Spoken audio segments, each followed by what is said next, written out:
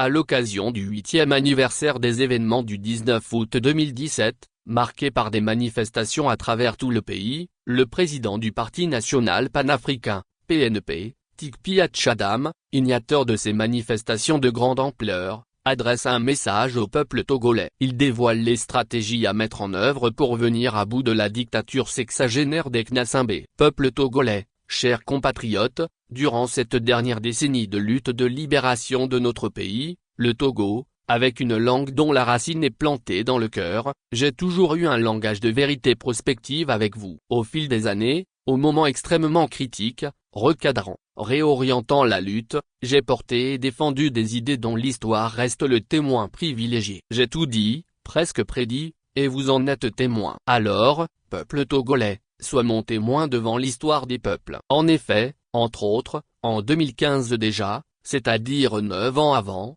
après avoir prédit l'enfer porté par Gnassingbé fort, utilisant des termes aussi précis que nets, j'ai lancé une alerte sans équivoque relativement à la constitutionnalisation de la dictature militaire monarchique absolue dans notre cher pays, le Togo. À plusieurs reprises, j'ai attiré votre auguste attention sur l'acte constitutif de haute trahison constante et permanente du peuple togolais en lutte par le système pernicieux de contribution, de collaboration et de participation, CCP, basé sur le partenariat aux élections, véritable rituel périodique de remise en œuvre de la dictature, tout en insistant sur le fait qu'opposition n'est pas un nom propre. Justement, j'ai lancé le parti politique Togo, afin que le peuple togolais, comme un seul homme, libère le Togo et récupère sa liberté, sa souveraineté confisquée. Pour plusieurs raisons que j'ai eu à avancer, j'ai régulièrement soutenu le fait que les forces armées togolaises, FAT, ne sont et ne peuvent être une armée de libération. La main sur la poitrine,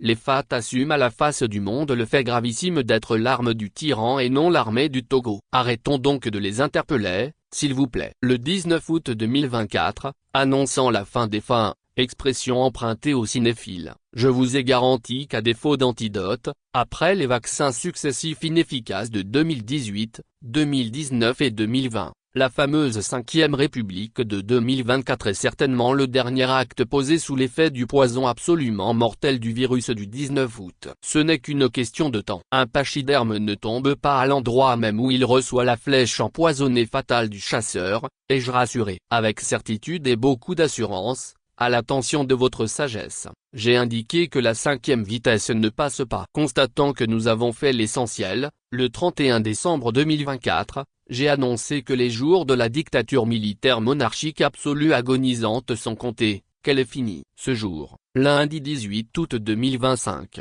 à l'occasion du 8e anniversaire -19 août 2017, je viens vous mettre devant l'évidence que nous vivons déjà la période post-Gnassingbé. Au Togo, le pouvoir est par terre. De notoriété publique nationale et internationale, ce fait avéré qui ne peut et ne doit échapper à aucune Togolaise et à aucun Togolais est attesté par les États et les grandes masses géopolitiques et géostratégiques du monde contemporain multipolaire. À présent, j'ai pu vous assurer que, confisquée depuis le dimanche 13 janvier 1963, la souveraineté du Togo est par terre. Oui, au moment où je parle, la liberté, la souveraineté pour laquelle le peuple togolais se bat sans répit depuis plus de 6 décennies se trouve par terre, dans la rue, c'est-à-dire là où le corps sans vie du président Sylvanus Olympio fut jeté ce petit matin par ses assassins. L'histoire retiendra que ce régime n'est pas mort du fait d'un quelconque germe interne, de destruction ou de contradiction interne, c'est-à-dire de sa belle mort. C'est bien le peuple togolais qui a tué le serpent. Les tenants du régime le savent.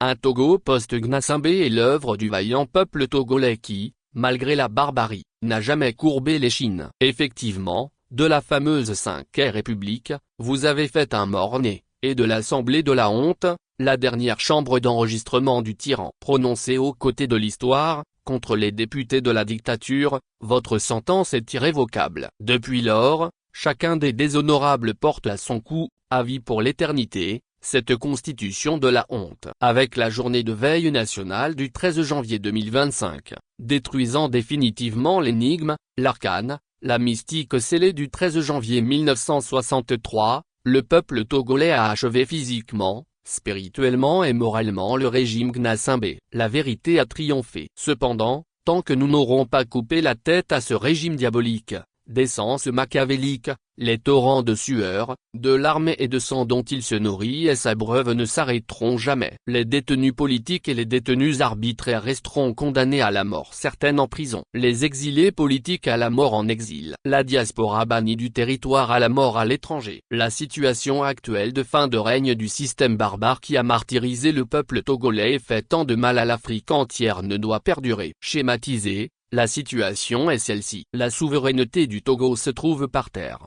Dans la rue sont positionnés d'un côté, le régime Gnassingbé et de l'autre le peuple togolais. Parfaitement conscient de la situation, le régime est ardemment à la recherche d'une solution. Celle-ci, vous vous en doutez, consiste à reprendre le pouvoir par terre, d'une main, faisant croire au peuple togolais à un changement systémique, alors qu'en réalité, il s'agit d'un simple changement de personnes désignées pour continuer le même système. Un ravalement de surface, une supercherie de plus.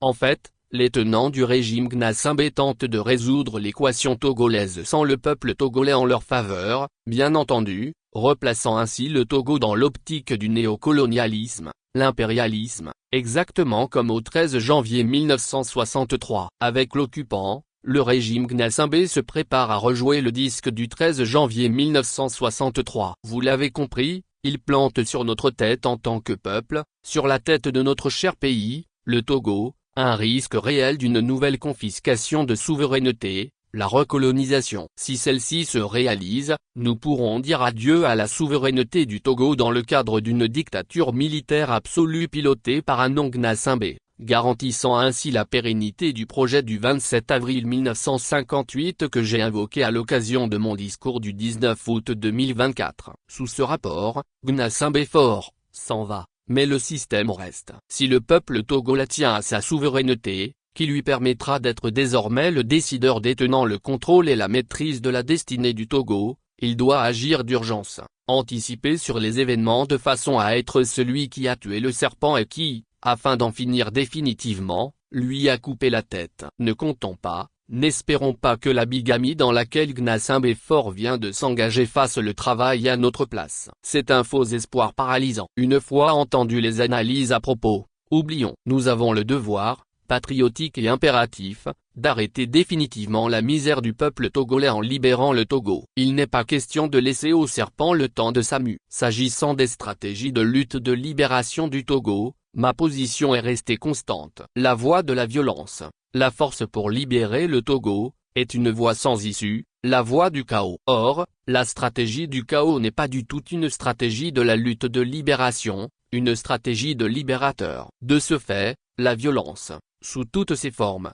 reste exclue, surtout au moment précis où, pour le régime que je connais bien, croyez-moi, il s'agit de ramasser le pouvoir par terre ou bien déclencher la politique de la terre brûlée. N'oubliez surtout pas la guerre de Yadema dont je vous ai déjà parlé. Je sais de quoi je parle. Les vieux barons du régime savent exactement de quoi je parle. Dans cette lutte, connaître parfaitement le régime en place, maîtriser le terrain, se mettre à la place du manifestant combattant de la liberté en situation réelle, concrète sur le terrain, est capital pour définir une stratégie pour planifier. Ainsi, je prie toutes celles et tous ceux qui parlent de lutte de libération du Togo, notamment de stratégie à la matière, de tenir honnêtement compte de ces trois facteurs fondamentaux. Au minimum, se mettre, ne serait-ce que par imagination, à la place du manifestant sur le terrain au Togo qui prend des risques réels et non virtuels face aux forces armées du tyran défendant farouchement la dictature militaire la plus féroce d'Afrique est crucial pour le planificateur qui veut engager les Togolaises et les Togolais dans une manifestation publique. Il ne faut jamais perdre de vue que nous menons ce combat au nom de la vie,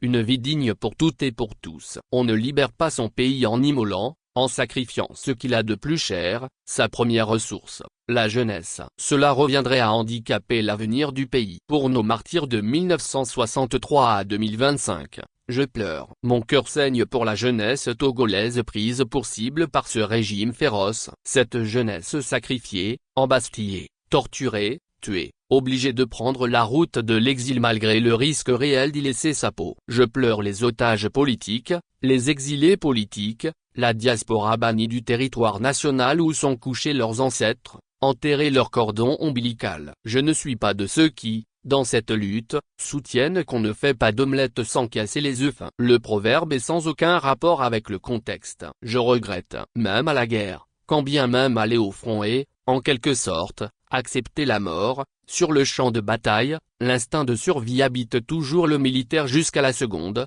près où il tombe, au dernier soupir à son corps défendant. Le héros, le patriote tombé, célébré à travers l'histoire, ne l'oublions pas, c'est souvent une personne tombée dans une lutte au combat, malgré toute la défense, toute la protection, toutes les précautions, toute la prudence humainement possible. Le 19 août 2024, tout en exprimant mon entière confiance quant à la conclusion de la lutte de libération, j'ai néanmoins rappelé que les réseaux sociaux ne sauraient remplacer le terrain réel, déterminant le terrain réel est le véritable théâtre de la lutte. Une année après, ce 19 août 2025, j'en appelle vivement à notre utilisation efficiente des réseaux sociaux qui doivent rester ce qu'ils sont, c'est-à-dire un outil de communication et de mobilisation pour la lutte effective sur le terrain, mais pas un espace de lutte. L'espace de lutte de libération du Togo, c'est le terrain réel, le pays réel.